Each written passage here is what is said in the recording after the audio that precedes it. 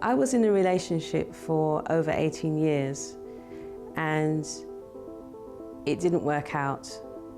I invested a lot of time in that relationship, and when it broke down and finished, it left me broken. I thought I could bounce back and have another relationship, but even that spiraled out of control, and instead of feeling better and getting better, I got worse. And this affected my health and my career and my life.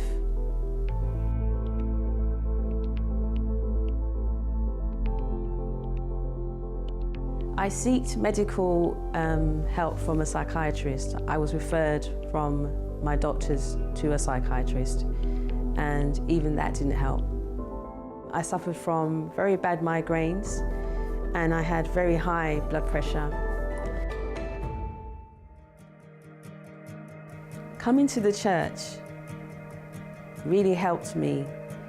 The messages I received, the teachings I received, it built me up, it strengthened me, and I realized that I could gain strength from it, and it really helped me tremendously.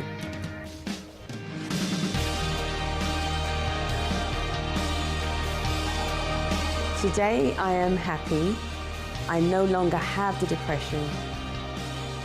I no longer have the high blood pressure. I no longer have the very severe headaches that I had in the past. And I'm looking forward to a brighter future.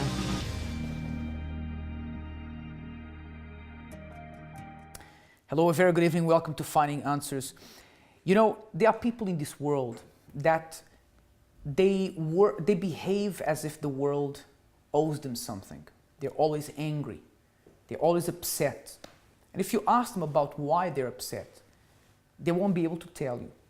They just know that they're upset at life in general. They're upset because the problems that they're going through. They're upset because they feel that they've been cheated and robbed of a chance of being successful.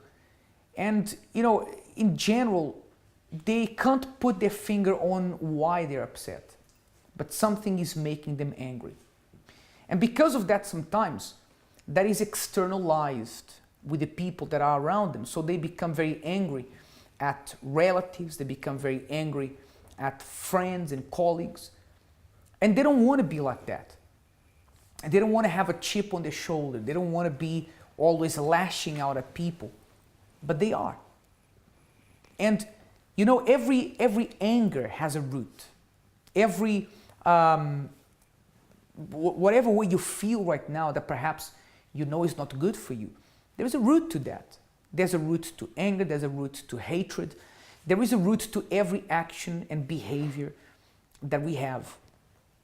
And perhaps you have been a person that you've become angry, but angrier and angrier as the years have gone by.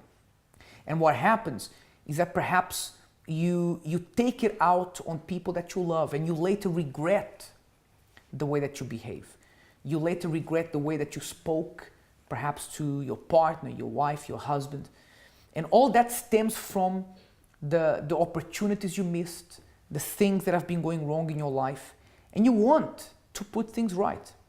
Perhaps you don't want to keep on making the same mistake, right? Usually, if you keep on making the same mistake again and again, that is a sign, forgive me, but that's a sign you stopped thinking. You no longer think about what you're doing, about the consequences.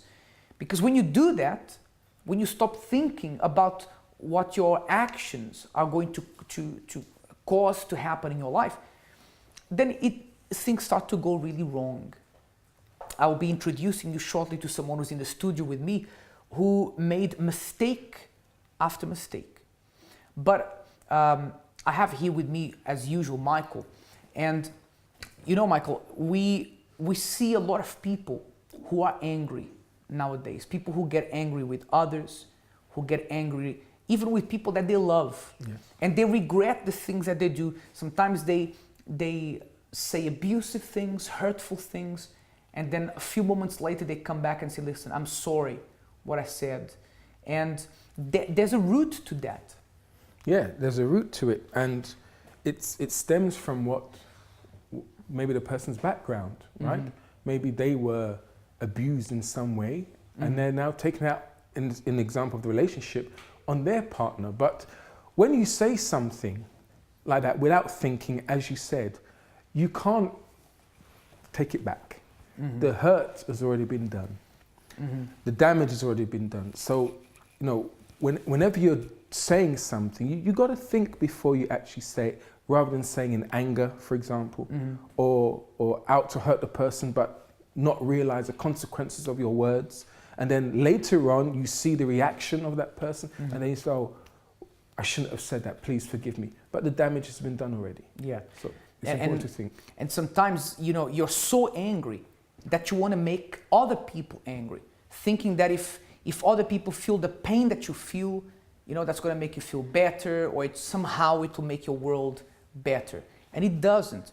And, you know, the solution for you, if you feel like this, if you feel like, you know, the world is failing you, if you feel that the people who are supposed to be protecting you and helping you aren't, if you feel alone, the solution is not to make everybody else feel the pain that you feel.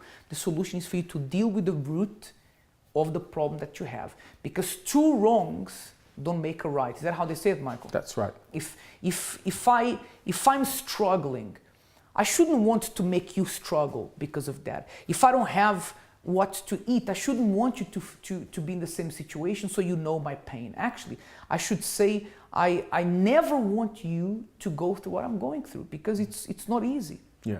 Just you were talking in the relationship terms, but you know that saying can be opened for anything. Two wrongs don't make a right. Just because someone did wrong, it doesn't mean I'm going to do the same thing again. You know that their action shouldn't justify my action. An example, you know, my colleague, they end up always arriving to work late, but then the boss doesn't correct that person.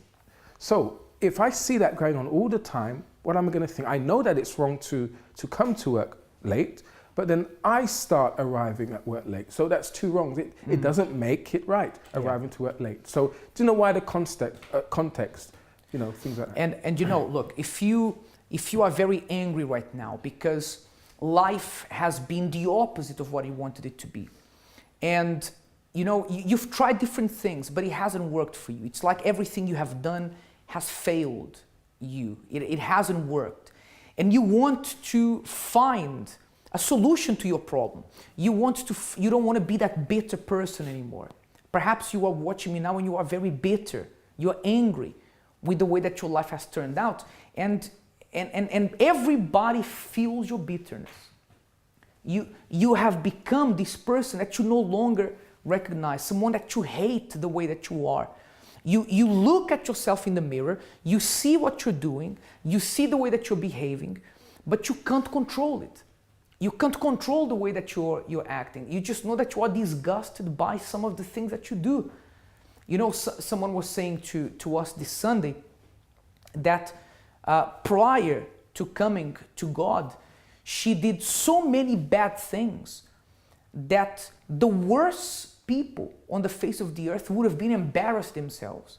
That's how bad she felt. And she used to look at herself and say, how can I be doing this? How can I find myself in this situation? And perhaps you feel exactly like this. You feel like you couldn't go any lower in terms of how your life is. But you want to get out of that situation. You want to get out of that problem.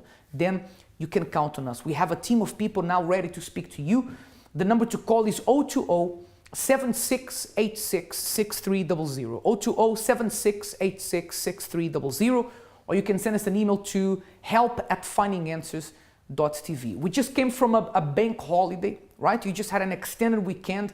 Let's get this week started in the right way, go to the root of the problem, and I believe the prayer we're going to make at the end of this program can help you to overcome whatever is happening in your life right now. We're going to go into a short break. When we come back, we'll be speaking to a couple who are here and they've overcome adversity. And through their example, you can see how you can do the same. We'll be right back.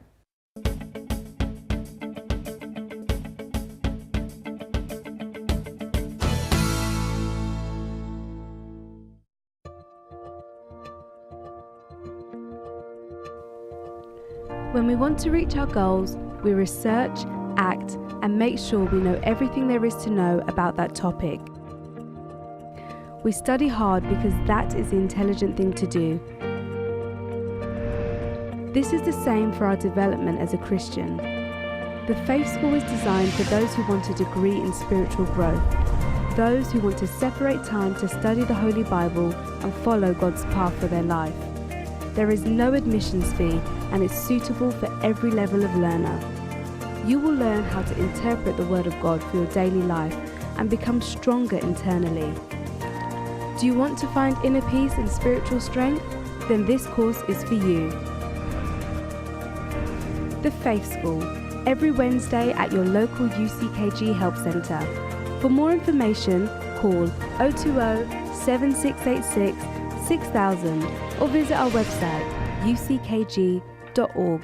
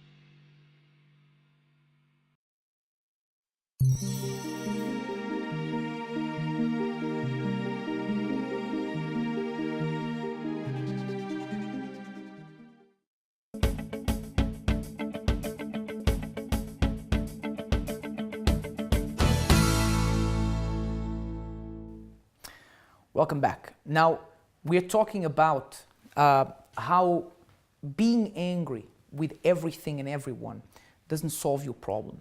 Not just being angry, but sometimes you behave in a way that doesn't make your problems to go away, right? If you lose your temper, if you lash out at people, and maybe you feel like you have to do that because you think it's going to make you feel better, or you think it's going to get you back in control of the situation. And it never does. It only makes you to lose control even more. And sometimes, if you're going through a problem in your family and you've done things that you regret, sometimes saying I'm sorry goes a long way. Maybe every time that you wanted to say I'm sorry to someone you've loved, you had that knot in your throat. You knew you had to say it, but you didn't. Because maybe you were too proud, because maybe you felt like the person wouldn't forgive you. And even if they didn't, but at least you had said, I'm sorry, you would have done your part. Here's a video that explains a little bit about this. Saying sorry used to be a way of apologizing, but these days the S word has come to mean many different things, and its heavy use says much about modern British attitudes. According to a survey of 1,100 people conducted by a car insurance company, the average Brit will say sorry a staggering 1.9 million times in his or her lifetime. The word sorry is uttered 368 million times per day in the UK. These days we use the word sorry not only to express sorrow for a misdemeanor, but also for an alternative to our intention. This has given rise to what is known as the non-apology. A non-apology is a statement that has the form of an apology, but does not express the expected contrition. Unsurprisingly, it's common in both politics and public relations. An example of a non-apology would be saying, I'm sorry that you feel that way. to someone who has been offended by a statement that you've made. This apology does not admit that there was anything wrong with the remark made, and additionally, it may be taken as insinuating that the person who is taking offense is excessively irrational. So, for you, has sorry seemed to be the hardest word? Who used to sing that song? So I think Elton John, right? Sorry seems to be the hardest word. It's not easy to say I'm sorry. Just 2 words. I think I'm sorry. Yeah. But it's really tough, right? Because when you say I'm sorry, you are saying it's my fault, right? And nobody likes to say that. I'm going to talk to 2 people who are in the studio with me. At least one of them used to be very bitter. The other one was just very crazy. Right, Michael? Yeah. How are you? I was the crazy one. I'll accept that. So you were the bitter one, Yeah, I was bitter and and quite you angry. were the crazy one. You Yeah. had some crazy moments in your life. A few. Tell us about why were you so bitter? How bitter were you? The scary thing is I actually didn't realise how bitter I was, I think. So, extremely bitter, especially towards my parents, my dad especially. I never sort of had the childhood that I wanted growing up. My parents weren't the parents that I wanted. I don't know if that makes any sense. And I never had a good relationship with my dad growing up. And we were always at loggerheads. We just never seemed to agree on anything. We never saw eye to eye. It was argument after argument in the house. We would go weeks, days without speaking to each other. You would live in the same house, but We not lived in the talk to same each other. house, but we wouldn't talk to each other. We would pass each other in the kitchen, in the living room, not say hi, good morning, nothing. We would start talking for a while, maybe like just hi and bye sort of thing, and then would have an argument and we just wouldn't speak anymore. But that's just how it was in my household anyway. Right. But especially between me and him, that's what it was like. And we were, in some ways, we were very similar, very stubborn, very pig-headed, very, well, I've got to have the last say and you're wrong and I'm right sort of attitude. Would you ever say, I'm sorry? To my dad, no. No, because in my opinion was this, he's the parent. What am I sorry for? You're the adult here. Not that I wasn't an adult as well, but he was the adult. But usually it's the child that has to say, I'm sorry, Dad. I'm sorry, Mom. But you didn't see it that way. No, not at the time. Not at the time. So you were bitter with your dad, right? Angry at your dad. Yeah. Were you angry at him, or were you an angry person in general? I wasn't an angry person then, but that bitterness kind of led to other types of bitterness. Then I started being bitter with everything, like, you know, the relationship that I was in at the time that didn't work out. Then I was bitter with work colleagues. Then I was bitter with this person because I'd fallen out with this person. And it just sort of escalated and the anger just got worse and worse and worse. Sorry. You know, I don't know if this was you, but sometimes we see people in the street or at work or whatever, that it seems like they're angry with the world. Like, you know, they're always angry about something. You can't talk to them. They That don't was me. smile. They blow up with any little problem. Was that you? That was me sometimes. I remember specifically this very day. I don't even know how the woman still speaks to me when she sees me in the street, but there was a day that I left at home and I was so angry, so bitter. I didn't want to go to work. I wasn't feeling particularly great and I was just angry at everything. Having relationship problems, financial problems, all sorts of problems. And I saw her and she was like, hi. And I was like, oh. And I just kept on walking. I held my head straight. She didn't do anything to me. But I wasn't angry at her. But because I was so angry with everything that was going on around me, I just didn't want to deal with her or anybody. How is life for an angry person? I was miserable. I was I so imagine. miserable because underneath all of this toughness or this anger, I was really unhappy, and when I was at home by myself, I would cry, I would turn to substances, I would, you know, the thing is I had friends. This is how deep it was. I had friends, And they didn't, I put on a facade, I put on a face, I put on a fake smile. And that fake smile seemed to get me through most days. But when I was alone by myself, then it would kick in. That anger, that bitterness, that loneliness, it would kick in for me. Would you offend people just because you were angry, and then you later on saw what you did, then you would regret doing that? Yeah, I used to, like, for example, when I left home, I didn't have a good relationship with my parents at all. So, you know, sometimes from time to time, my mum would phone me to say, hi, how are you doing? Is everything okay with you? Do you need anything? And I wasn't interested in talking to her.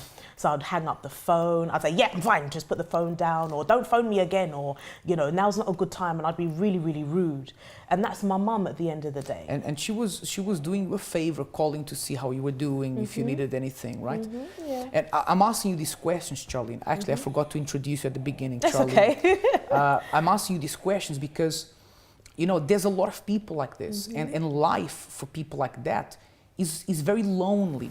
It's a very lonely life, because you said you had friends, but the thing is, you know, you feel and you know that you are not a good friend. Yeah, it's true. Right? You know that you're not a good friend. You know that you're hurting people, and sometimes there are people that are around you that are so good, like your mom, that even when you behave like that, they're still there for you. Definitely. Right? Definitely. So life like that is very, very lonely.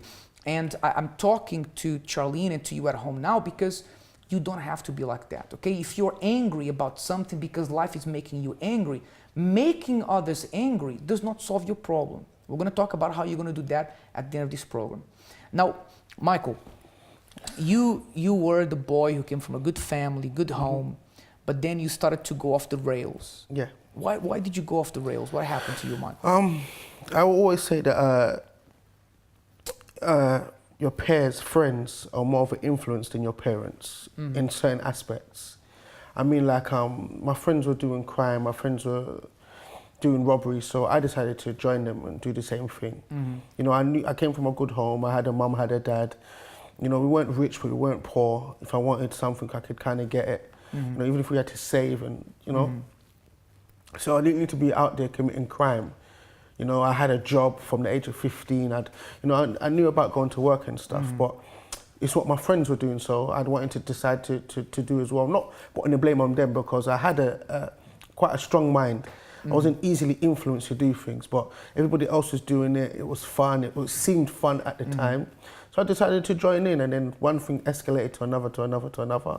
And before I know it, I was in too deep, so to speak. There are those people that get into crime because they say, well, I don't have anything, so I should not take from others. But this wasn't your case. No, it wasn't my case, no.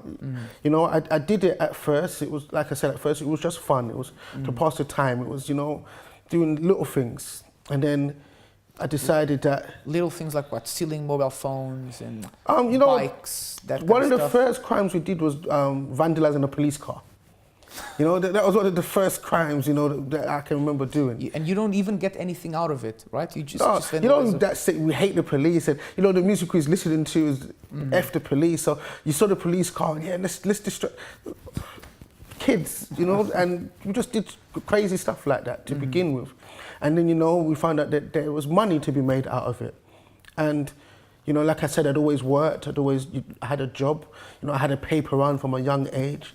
So I knew the value of money, I knew how hard it was. And then I was making, you know, £100, £200, £300, £500. I remember there was a time that there was another police car. We just saw the bulletproof vest and smashed the police car and took the vest and sold it for like £500. That was like 2 minutes. I was like, wow, so we can make for me to make £500 at work, you know how long I have to work to make that. And I can make that in 2 minutes. Okay, so this is kind of the life for me. This is what I wanted to do. So I decided to pursue it, so to speak. Right. So, but like you said, before you knew it, you got in too deep. Yeah, you know, at first getting chased by police is fun. The first time, the second time, you know, you get away or you have a police, you're in the car chase, it's fun. But, you know, every time you see the police that you have to run, every time you see the police, you know, it's past that stage of fun, you know, you can't go home. There was a time I was sleeping at my sister's house and I knew that they would come to the house, but I also knew that they could only check a certain room, you know, so I'd get up at about 5 in the morning and I'd go into the other room and sleep under the bed, you know, because I knew that the police may possibly come. That's not fun to do, you know, when you don't get in till 2 o'clock in the morning and you got to get up at 5 to go under the bed to hide because you know the police may come to search the house. It was, you know... Tell me something, when you started to get involved in what did you do? Did you do robberies? Yeah, we did robberies, you know, first it starts off with street robberies, then we started doing stores and things like that. Yeah. Did you ever think, you know, I'm robbing people's hard-earned cash, this is their livelihood, I'm hurting someone, I shouldn't be... Did that ever cross your mind? As fast as it crossed my mind, it flew back out. You know, as much as I knew that I was doing wrong, you know, the rich get rich, the poor get poorer. So that's what you thought. That was the excuse. And of course, today I'm not going to go in too much into that because you were here a couple of months ago and you spoke about this. But the biggest crime that you committed and then you went to prison for, you were in prison for how long? 5 years, 5 months. 5 years, 5 months. Yeah, that's how long. That's a long time to think about your life, right? Yeah, it really was. It really was. You know, I was saying to, I think it was my dad the other day, I was figuring out that the amount of money that I made from crime, within that 5 years, if I just stayed in a job at McDonald's, just in McDonald's, I would have made so much more money than the money we made committing crime. So for that 5 years, that 5.5 years, it would have been better off financially, because that's why I was doing crime in the first place, for finances, to work in McDonald's. And you wouldn't have to run away from the police? No. Or spend 5.5 years in prison? No.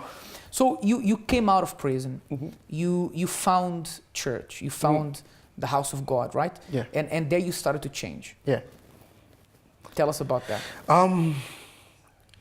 I came out and I decided that I wasn't going back. That was I'd seen too many people in that sentence come in, leave, come in again while I was doing that sentence. There's somebody I knew that came in 3 times while I was doing that one sentence. And I just said to myself that everybody's saying that they're going to be smarter criminals, they're not going to get caught, they're going to do this, they're going to do that.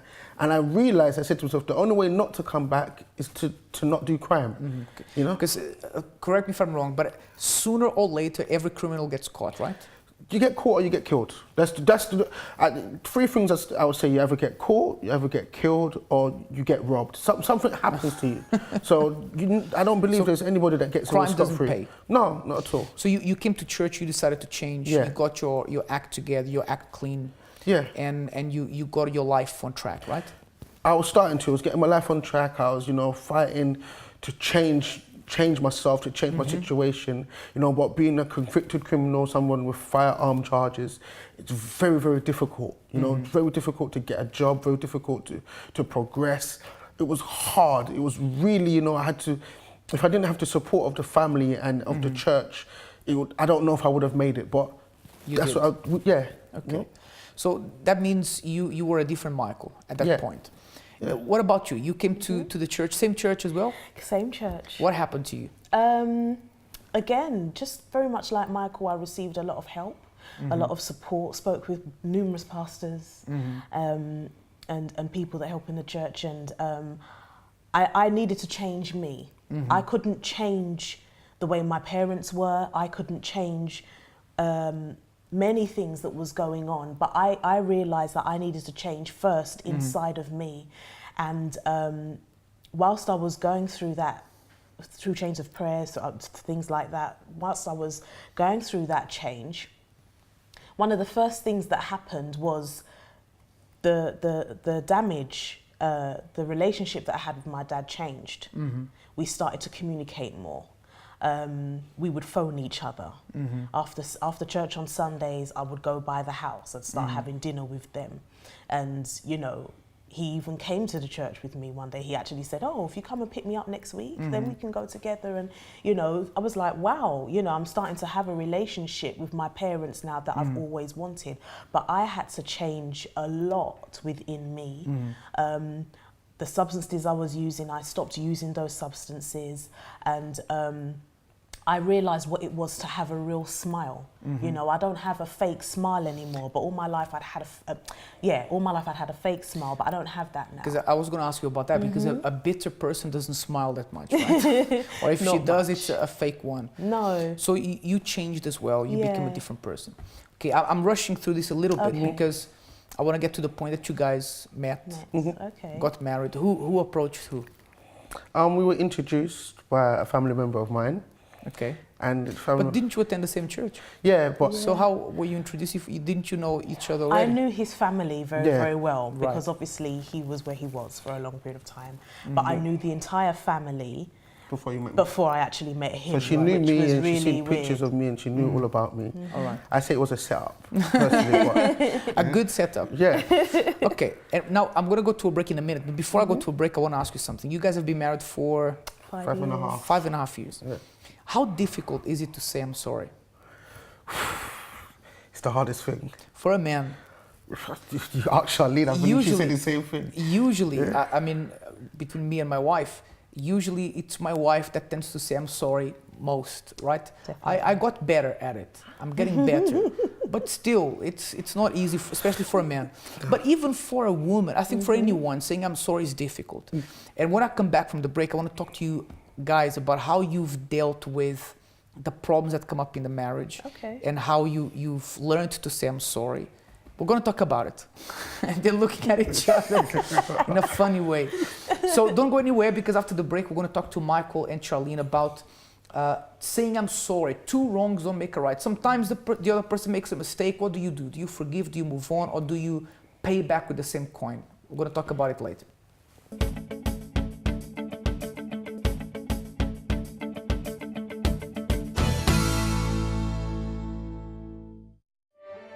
The UCKG Helpline Call Centre is open 24 hours a day, every day of the week, all year round. If you need help due to a serious problem you may be going through, if you feel that you have nowhere to turn to and desperately need someone to lend a listening ear, then we can help you. It doesn't matter who you are or what you have done, your religion or race, your call will be answered by someone who genuinely cares about you and has your best interests at heart.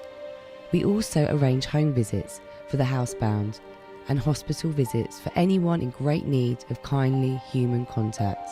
Whether it is simply information you want or desperately need someone to talk to, we're here for you on 0207 686 6000.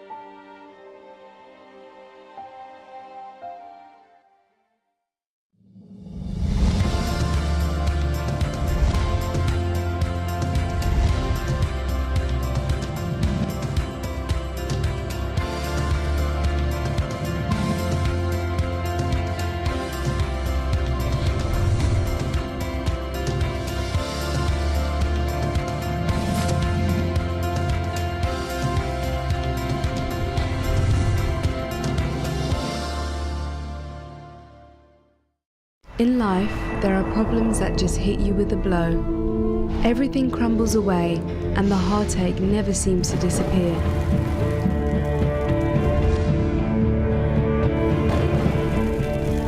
Everything keeps going wrong. You are in despair. What do you do when your hope isn't enough? When your single prayer seems to return unanswered and the persistent problem is still there?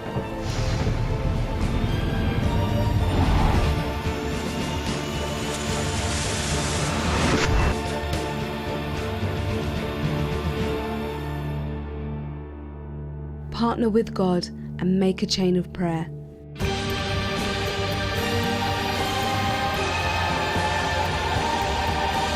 A Chain of Prayer is a weekly series of uninterrupted prayer and action to tackle the most stubborn of problems. Make the chain of prayer and turn things around once and for all. Don't give up. Make a chain of prayer. It works.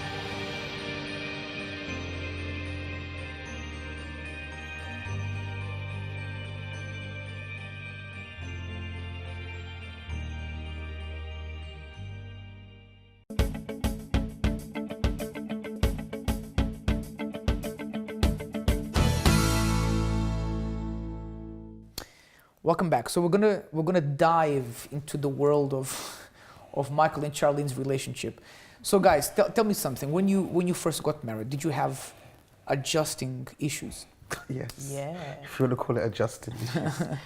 big Yeah. time. What was difficult for you to adjust? You know, to be honest, we had a lot of external problems, a lot of external issues, along with ourselves, you know, we're living together, we're in the same house, and yes, we love each other, and yes, you know, we want to be together, but I'm annoying, she's annoying. You know, she does things that she didn't do while we were dating. I do things... Not that she didn't do, but you didn't know that she would do, right? Because these things come later. Definitely, That's yeah. right. That's it. There were things that she didn't do as well, but yeah, just, you know, it was hard. It was hard to really... So you said you're annoying, she's annoying. Yeah. But this is the thing. I don't think it's a matter of being annoying. Because everyone has annoying habits, right? So you have those annoying habits. Now, for example, when she did her annoying habit, would you do your annoying habit just just to pay back? You know, I wouldn't do it just to pay back, but there were times when I'd be like, well, if you're not going to do it, then I'm not going to try. If you're not going to bother, then why am I bothering for? And I think you felt the same way sometimes, that, you know, that you're making an effort, and the other person seems not to be making an effort, then you decide that I'm not going to do that anymore. So two wrongs don't make a right. Yeah. But you were doing exactly that. Exactly. Right? What was it that, if there was one thing that you guys really struggled with in the beginning or the first couple of years, what was it? For me, it was that horrible word, submission. I found that extremely difficult because by the time I had met Michael, I was a very, very independent person. I had a job, I had a good job. I had my own house, I had my own car, I was living a very, very independent life. And then all of a sudden, husband comes along and it's, no, you can't do this. Well, you should do that. He didn't just show up at your doorstep, right? You No, knew that not he was at all. coming along, right? No, but I mean, I always knew that that was going to probably be my hardest obstacle. And it really, really was. It really, really was. Today, it's a lot easier. I just go with the flow. But in the beginning, that was really, really hard because I felt like, why is this guy telling me what to do? I'd been living like this for so many years and I'm absolutely fine. I don't need fixing. You know that saying, if it ain't broke, don't fix it? And I felt like he was trying to fix everything, and because he's so opinionated, it was, well, I think we should do it this way, or why don't you try this? And it's like, well, no, this I've been doing it for 10 years. Why are you trying to change it now? So that was extremely difficult and caused a lot of how would you arguments. react to that, Michael? I'd get angry, very angry, because she didn't just say it like, well, no, this is what I've been doing for 10 years. If she just said that, then I don't think we would have had problems. But, you know, Charlene could be very blunt. Let's say that, you know, she could be rude. Yeah, she was opinionated herself. So, you know, I really didn't take to that well. I didn't take to being spoken to a certain way. But are you opinionated as well? Very, very, So very. you put two opinionated people in one house and you lock the door and you throw away the keys, a problem. That was a part of the reason that I really liked Charlene in the first place. You know, I saw Charlene as a lioness. I saw her as, you know, an equal to myself. You know, she wasn't a China doll. A Barbie. She was, you know, a real woman, and I loved that about Charlene. But I didn't realise that being with a real woman meant, you know, she's gonna have her own opinion on things and her own wants and needs, and she's gonna let you know about that. And you know, she's not always gonna say it in a nice way. So dealing with that was pretty difficult. So how so we mentioned about two wrongs don't make a right, and then so you would tell him a piece of your mind, you would do the same, voices would be raised, and if then Michael barked, I sometimes would want to bark louder. Right. That's the honest truth. So and that never solved anything. How did you guys deal with that? How did you go around that, or how did you go through that? How did you solve that problem? Time. You know, I learned certain things, you know, I learned that, okay, there's certain times during the month that, you know, you need to just bite your lip and just, keep quiet. And, you know, I think it took time just to adjust. I think with us, it took longer than it would with other people. Yeah, I think it took us a long while to understand each other, understand each other's rhythms, and understand that she's not trying to be rude or I'm not trying to be rude. I think that was the main thing. It just took time. Have you guys come to a point now where you've learned that if someone makes a mistake, you don't make the same mistake to pay back, or like you said, if she gives you a piece of her mind, you do the same thing? You know, I find that the time that we have arguments, because we still have arguments from time to time, the time that we have arguments is when there's stresses or strains physically, when we're tired, when we haven't slept. External problems, or, Even external problems, not so much, because we have problems. But I find that when we're stressed or tired physically, that's when we let our guard down, and that's when you can bark back, vice versa. That's what I found happens with us. Who is it easier for to say I'm sorry? Me. Is that true, Michael? You know, there's different forms of sorry. You know, there's different ways of saying sorry. So, but to say the word sorry, yes, Charlene, to really give an apology. But to say the word I'm sorry can be hard, right? Yeah, definitely. Yeah. No, so for me, if I see that I've done something wrong, I know that I'm not perfect. I'm going to make mistakes. So for me to say, "Oh, I'm really, really sorry, babes," to be honest, it's not a sometimes problem. I don't find it very sincere, and I let her know I don't find it sincere. I said, "Sorry so for what?" you keep giving a piece of your mind. No, because you can't just say sorry. It's like, But sometimes, you know, the thing is, you've been married for 5.5 years. I've been married for almost 14 years. Let me just give you a little bit of my experience. Sometimes, when you say I'm sorry, it's supposed to be like the erase button on the computer, right? If the person says I'm sorry and the person's being sincere, just delete and forget, because next time it's going to be better. Okay. And actually, it takes so much courage to say I'm sorry that once a person says it, that's already very good, right? Yeah. And you should know that because you're a man. Yeah. It's hard for you to say I'm sorry. I'm saying this because for me it's hard as well, and I've learned that. I'm getting better at it, but I think it means because you have to take responsibility for what happened, and nobody wants to take responsibility. Yeah. You know, I would say I do say sorry, but it's normally sorry. But you know, but that one doesn't count. Yeah, there's with mitigation. There's always a but. And if there's a but after it, then you're not sorry. Yeah. Properly. Okay, so you see, you guys learned something great today on the program. You know, and I want you to understand something. You know, nobody's perfect. They've made mistakes, I've made mistakes, and you've made mistakes, you that are watching me now. But perhaps the problem right now that is happening to you is that you've seen all these mistakes happen in your life, and you feel like you're losing control. But things can change. I'm going to show you now what the people in London have to say about 2 wrongs not making a right. But at the end of the program, I want to call you for a special prayer. We're going to make a special prayer for you to take control back of your life. You that feel like you've lost control, things are not going well, whatever you were doing right now is completely wrong, and you feel like things are going out of control.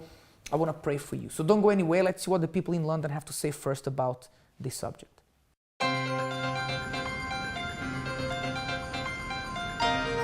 This is a very tricky one because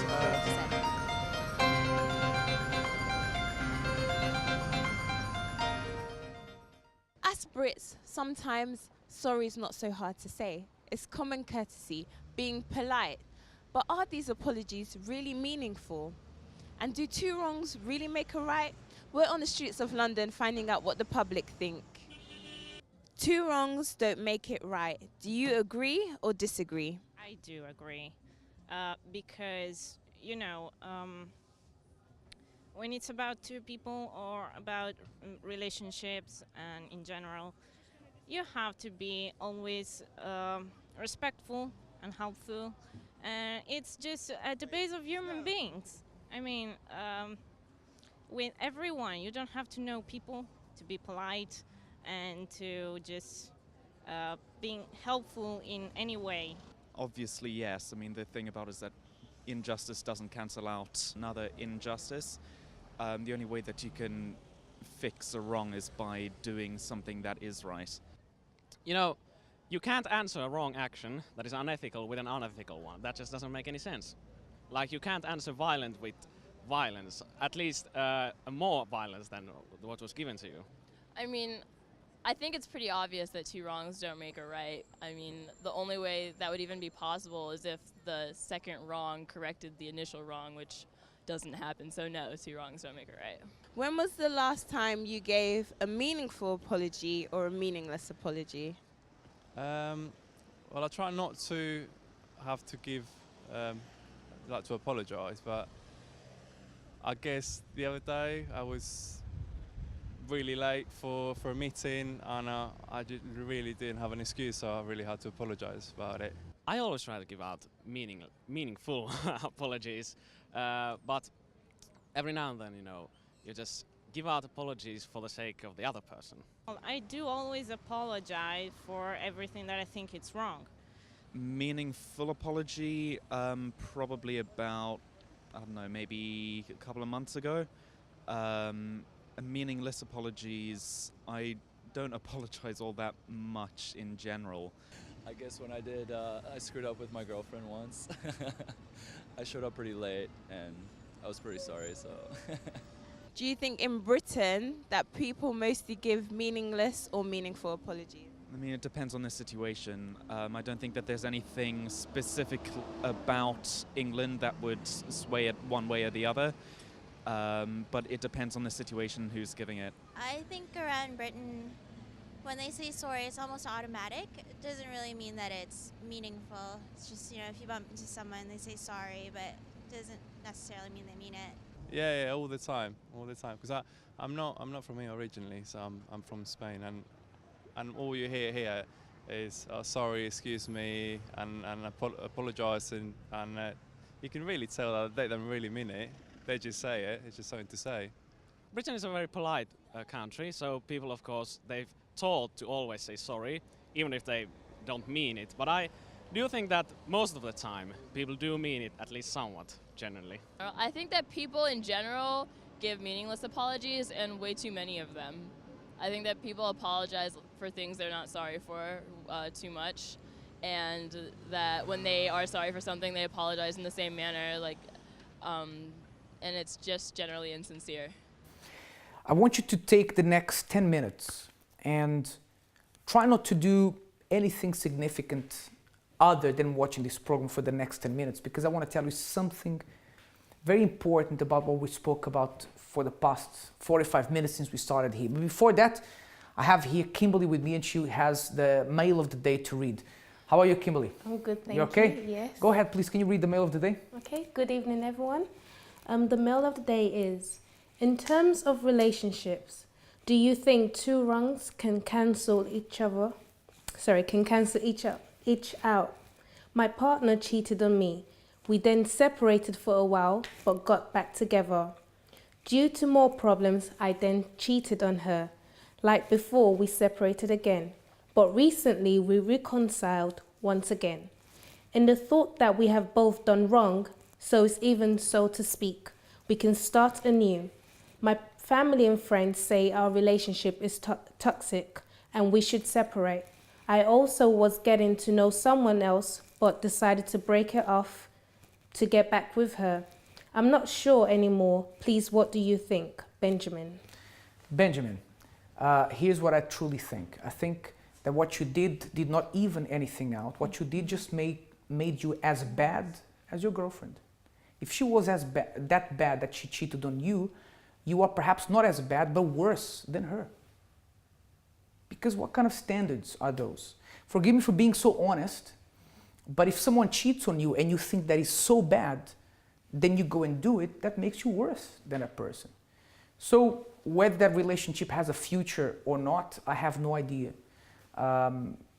Everything seems to be pretty much wrong there. Whether, you guys are both even. No, I think that you are both as wrong as each other, perhaps you even worse than her in terms of the mistake that you made. I'm sorry that I'm being so honest, but I have to say that. Okay? Now, what I wanted to tell you before the prayer is this.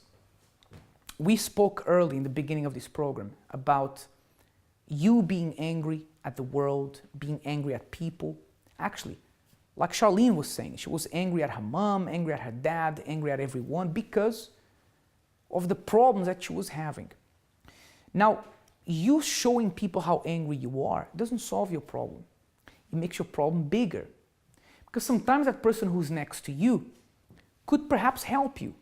But just for the fact that you were rude, just for the fact that you lashed out at that person, just for the fact that you want the world to know that you're upset about something, makes people who are supposed to help you step away from you. And maybe the only reason why you're behaving like that is because you feel like your life is out of control. So the question to you tonight is, do you want to get your life back in control? Do you want to take the reins of your life back and steer it in the right direction? Because if you want, then you need to address the core of the problem, the real problem. And that is to seek help. To seek help for the problems that you're facing, that you're fighting against right now. James, where does this help come from? Well, I know that God can help you. They usually say that when you find yourself at the bottom of the pit, there is nowhere else to look but up, right? So if you find yourself right now at the bottom of the pit and everyone that could help you has left, because we have a lot of friends when we have money in the bank. We have a lot of friends when we can pay around at the pub. We have a lot of friends when we have a car to drive people around. But when everything seems to go wrong, these friends disappear. It's at that time that God is waving at you from the top. You're at the bottom of the pit, but He's looking at you from the top, telling you that He wants to help you. And if you want to find His help, I want to invite you now for a prayer. Maybe you say, James, I don't believe anymore that God can help, that anybody can help. I've given up. Well, if you're at the bottom of the pit, look up. Ask for help from the one that can help you, because your situation can change for sure. This is the power of faith. I have here with me my glass with water, and I want to invite you, for you also to prepare yours, because we're going to talk to God now, and I'm sure that He knows the situation you're going through and He can help you. Prepare your glass with water. Let's talk to God now. Prepare now for the moment of prayer.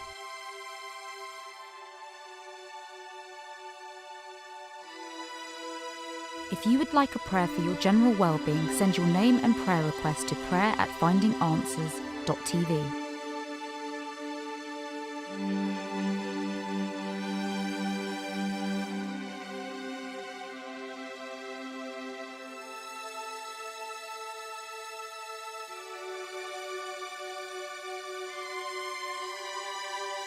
My Lord and my Father, in the name of the Lord Jesus, we enter in your presence right now. This is we can call it the first day of the week, because for many people they didn't work yesterday. And I know, my Lord, I know, because we speak to people in church every single day, people who are going through problems, people who have lost control of how they thought their life should be, and now things are completely, totally out of control. So I know that there are people watching me now who feel like this. People who feel angry because they just don't know what to do, so they start kicking and screaming in every direction. Because whatever they tried before to solve their problem didn't work. And now they just don't know who to speak to. So now they are talking to you. Go ahead, my friend, there where you are. If you have tried to speak to everyone to help you solve your problem and no one could help, you can talk to God now. There where you are, you can speak to Him, ask Him for help. Say to Him, if you feel that you are at the bottom of the pit, tell Him. Tell Him that you feel like this, and say that you want to change your life, you want to change your situation, that you need rescue from Him, because He can rescue you there where you are. Ah, my Lord, maybe this person right now feels completely alone, because the problems have been so many that they have nothing to offer others, and the friends they thought they had have left them. But you can be there for that person. Not just be there, but you can save them. You can change their life in the name of the Lord Jesus. My Lord, as I lift up this glass with water that I have here in my hands and your people have as they hold it in their hands as well, I pray that when this person drinks of this water, they will receive peace, tranquility. If they were troubled inside, that they will have peace, but also the strength and the fight in them to fight their problems back head on. Not the people that surround them, that care about them, but to fight the problem, the root of the problem, in the name of the Lord Jesus Christ. I consecrate this water, and you may now drink of it there where you are.